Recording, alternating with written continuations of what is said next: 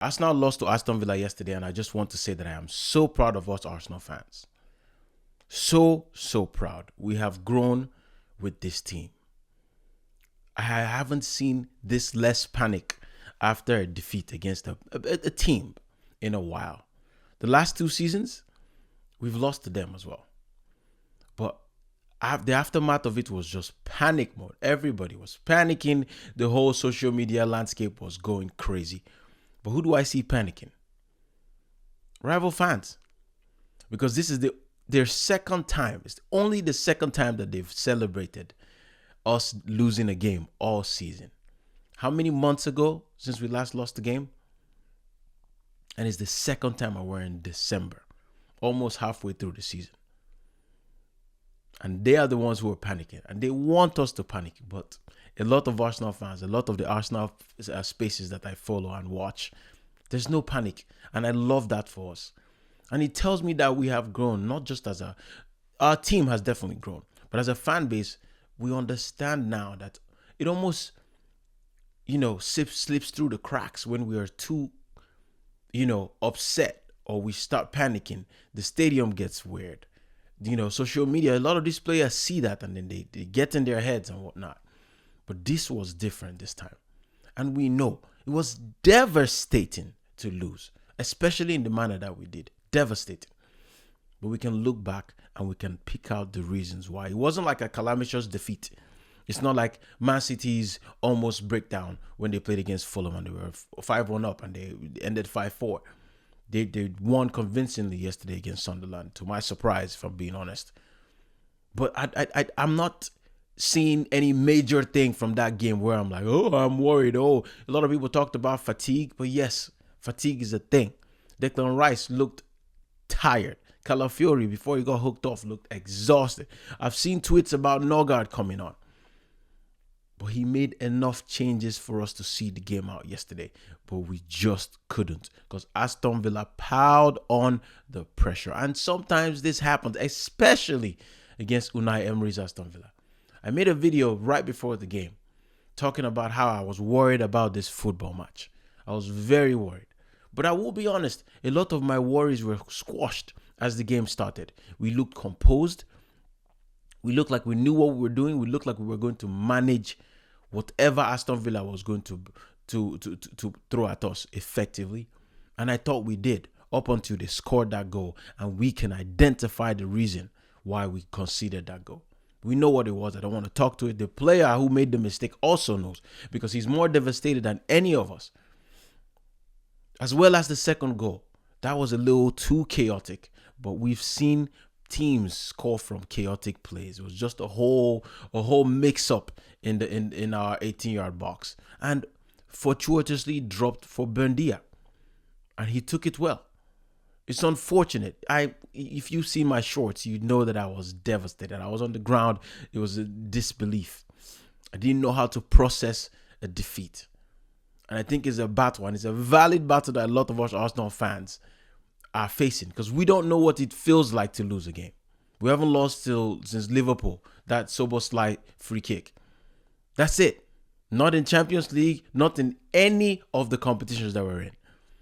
With the numerous schedule we've had, we just came off of tough games. Bayern Munich, Chelsea, Tottenham Hotspur, games that were so tasking to play.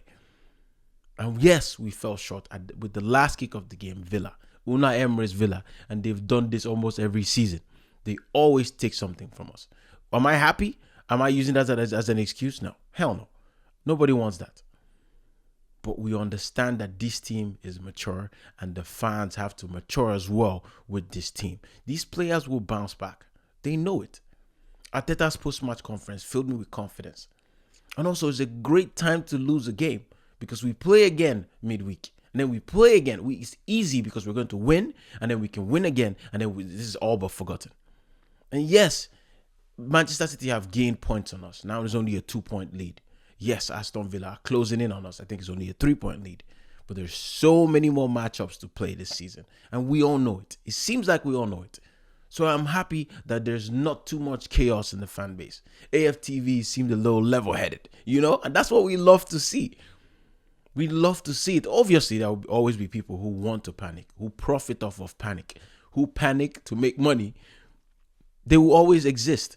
But I think we managed this one very well. And I am indeed proud of us. And let them panic, because that's what they want. They want to throw us off our hinges. The rival fans will want to talk and make videos and say, oh, it's the time for collapse. But also, some of them just want to banter us as hard as they can, especially since they're never here. They're never in a position to banter us because we don't know what defeat feels like. They haven't seen it enough times. So they're piling it up this moment while they can. And sometimes we just have to let them. And I'm proud of us for doing that. Just let them. Do not fall for it. Just keep composed, because the players watch videos. The players are online. They see what's trending, and it affects them. They're human beings. But I trust the Emirates faithful. They will always back the team. And we have a good, decent run of games coming up. There's still the Crystal Palace one. I think we play Aston Villa very soon again, right at the start of the year, if I'm not mistaken. And it's going to be tough. FA Cup sandwiched between all of those games. But we are more than capable. There are also games where people can rest. Unfortunately, there are no easy games. A lot of people are looking at the next game against Wolves and thinking like it's going to be a walk in the park and we can make loads of changes. I saw a tweet where some guy said, I don't want to see any of the starting 11 because we need to rest them. And I understand his point. If there was ever a game to rest players, it'll be Wolves. But I've watched some Wolverhampton Wanderers games this season.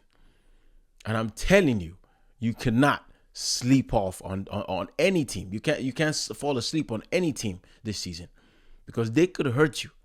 They could hurt you. Every team in the Premier League this season is capable of doing some damage. I don't want us to take it easy on Wolves. Obviously, I do want to see a couple of players.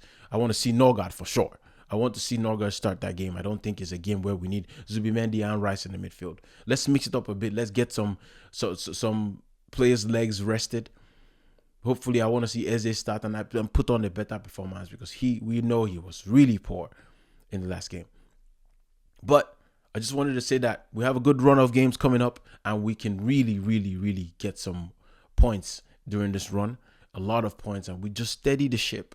Let's get through this busy Christmas period, as it always is every season. See where we are in January. Even January is way too soon. Everything really starts happening around March, April. That's when we know who the likely contenders are, where we are, is there hope, and all of that. There's so much football left to play. There's still twists and turns. We still don't have our centre-back pairing in Gabriel and Saliba. We've also lost Mosquera.